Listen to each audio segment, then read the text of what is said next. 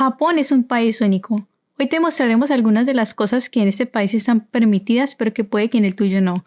Reaccionando a un video bastante famoso y teniendo la opinión de un japonés. Konnichiwa, Masaki desu. Konnichiwa, Neko sensei desu. El día de hoy traemos un video los dos juntos reaccionando a uno que me encontré por la internet que ya es del año pasado, pero que me pareció bastante interesante. Y se trata sobre aquellas cosas que en Japón se pueden ver, pero que en otros países no serían de carácter legal. Es un tema que la verdad me parece que vale la pena conversarlo porque nos podemos sorprender. Y qué mejor que hablarlo con mi esposo, que es japonés, que tiene su impresión frente al tema y que nos puede comentar si es verdad desde su punto de vista que esto sea de esta manera. Así que sin darle más largas a esto, comencemos. These are shocking laws that are okay in Japan but illegal around the world. Many think that Japan is a very strict country, and rightfully so, but when you hear some of these Japanese laws, you may be scratching your head. And to be clear from the start, I don't recommend doing any of these things. I'm not providing legal advice, and this is for entertainment only. Number 1, age of consent. This one is a much debated topic in Japan today, but the legal age of consent is 13 years old in Japan, and one of the lowest in the world. Age of consent referring to the minimum age at which a person is considered to be capable of giving consent to acts. In fact, this has been part of the Japan Penal Code since 1907. So this is the age of consent. So the age in which, as he was saying, you can actually say, yes, we can do our intercourse with the other person. Being that person, I don't know, with a different age. In Colombia, it's 14 years old. So I mean, it's not that much of a difference, right? 13 and 14? Or you think it's a little bit too much? 13 and 14? No, I think like the same, no? There's no It's like the same age, no? Yeah. And And also, I didn't know that. you didn't know? I haven't paid attention to the age of consent. Yeah, because that's a topic that No one cares. No, you are going to care if you are dating someone that is older than you and you want to avoid problems and those things. You want to say, if you want to get married, you can get married before being an adult, but you need to get the permission of your parents. Like they need to be, not like you're going to be the witness. No. It has to be a little bit more control. But yeah, this topic is actually something that people get shocked because it's like, how is possible that a 13-year-old girl is going to say, yes, let's do this with someone that is going to be, I don't know, older. But in Colombia, it's 14 years old. So at the end, for me, when I was researching this, it was not that surprising at the end. Yeah, But that's like not surprising. we are the same, more or less. But I don't know in your countries. Please comment down below if your country is 15 years old. That's a little bit different, 13 and 15. Interestingly, most prefectures in Japan have statutes and local ordinances that raise the effective age to between 16 and 18 years old, while at the same time leaving some gray area for specific cases. Number 2, marrying cousins. On somewhat of a lighter note, it's legal in Japan to marry your first cousin.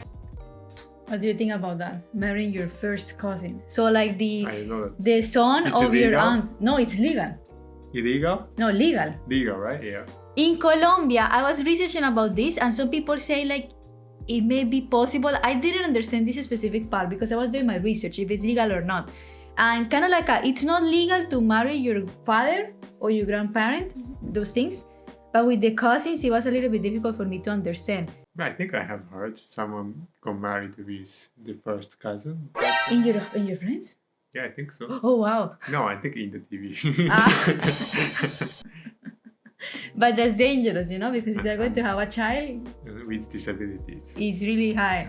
I think that's why they don't allow that. But before many years ago, it was legal everywhere because that's the way, for example, the emperors, they can keep the same blood all the time there. Yeah. This law dates all the way back to Japan's Meiji period when it was passed in 1898. It's common enough in Japan that there's a word for it, itoko-kon. In fact, there have been Itoko-kon shiteta? No. Do you know? No. Itoko-kon. If you see the kanji, for I you can that are understand. here, if you see the Japanese writing system, the Chinese kanji, you can understand, but it's like I don't know, people are always saying, hey, Itoko-kon. No. In fact, there have been many famous and well-known people in Japan who have married their first cousin. For example, Japan's 56th Prime Minister, who's the grandfather of Japan's more recent Prime Minister, Abe, was married to his first cousin. Y si te está gustando este video, no te olvides de suscribirte, dejarme un like, activar la campanita y comentar qué tal te ha parecido. Number 3, defamation. This is basically, speaking bad about someone. The thing is that in all the countries it's illegal, but it has to be false. I mean, I need to say, yeah, Masahiro is a bad person. I saw Masahiro was hitting one cat. But it has to be true. If it's a lie, I can go to jail because I'm damaging Masahiro's honor. But what happens here, let me show you. So this is an interesting one. In Japan, you can sue someone for defamation if they damage your honor, aka public image, even if the statements are true. Even if it's true. So even if I saw Masahiro punching a cat, even if it's true, you can still sue me, which is a little bit... But in Japan, hurting someone's honor or even hurting a company's honor is protected by law, despite the statements being true. I should note though that many laws in Japan leave a lot of gray area. Number 4. Food. Now this one is quite a sensitive topic for many people, so I'm going to try to tread lightly. In Japan, whale and dolphins as well as and sea lion is completely legal. Although it's part of the diet for some Japanese, it's probably safe to say that most don't eat it regularly. Eating shark. Yeah, I read. You have eaten? Yeah, of course, because that was normal in the lunch in school. In school? Yeah, they serve us. Well. Yeah, well, once a year, I think. This is something that he's going to say, that Japan is a country that actually withdrew from the International Whale Convention, like the Organization to Protect Whales, but Japan is not the only one. Also Norway and Iceland. And all of them have the same reasons, saying that for us, this has been a tradition for many years ago. You know, if you ask me, I'm going to be against, definitely. But this is something that, yeah, for people is surprising. So you used to that, like in school, they gave you that? But I don't like it. I don't like the taste. Oh, I didn't know they would give you that at school. And also, you go to the sushi restaurant. But I mean, he's showing the sushi image. No, there's no shark. Oh, well. And number 5. So these days, we all pretty much know that cigarettes are not that good for you. Many places around the world have laws protecting citizens, including children, from cigarettes and secondhand smoke. But I think in Japan, still there is a culture of people smoking a lot. Don't you think so? Yeah, I think so. Yeah. Especially older. Yeah. In your family, people smoke? No, only my mother's grandfather. He's the only. So your one. grandfather. But actually, I think in Japan it's really common to find people have the smoking room, and the smoking room is always crowded. You don't find that no one is in the smoking before area. 10 years ago, I think it's normal to see people smoke on a road. In izakaya, I have seen that experience of people smoking in izakaya.